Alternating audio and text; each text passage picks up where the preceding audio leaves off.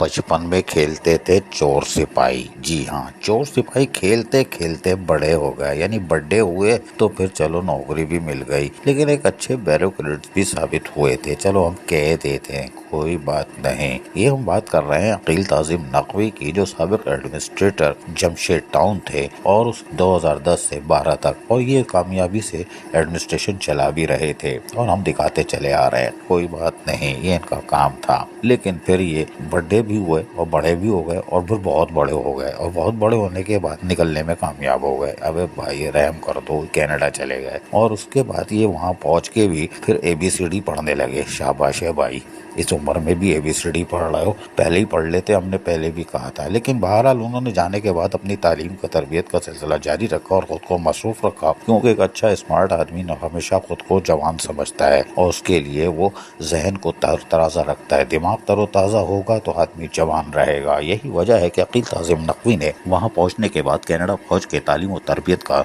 अपना सिलसिला जारी रखा। गुज़िश्ता रोज़ हमने बताया था कि उनको एक सर्टिफिकेट मिल चुका है, लेकिन उन्होंने जो बचपन में चोर सिपाही खेला था उसका भी फायदा हो गया। स्टार्ट फॉर कैरियर इंस्टीट्यूट के तहत उन्होंने दाखिला लिया और सैयद अकील ताजिम यानी सैयद ताजिम, इनको एक डिप्लोमा मिल गया है। और डिप्लोमा किस में मिला? सिक्योरिटी बटा पुलिस साइंस। शाबाश, अल्लाह माफ़ करे, वैसे दिमाग तो इनका बड़ा टाइट चलता है, यहाँ भी बड़ा टेट चल रहा था और ये यकीनी तौर पर टेट चलना चाहिए। और ये इस बात की निशानदेही है कि अगर इनको सिक्योरिटी बटा पुलिस साइंस के अंदर डिप्लोमा दिया गया है और वो भी जवानी की उम्र में, तो यकीनन ये नौजवान हो गए होंगे।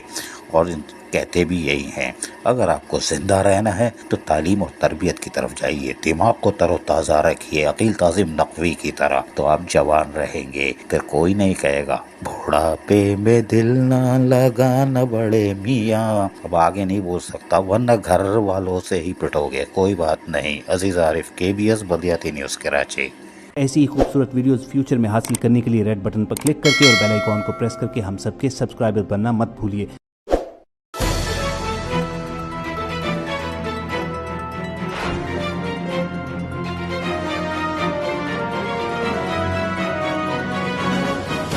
KBS बल्दियात न्यूज़।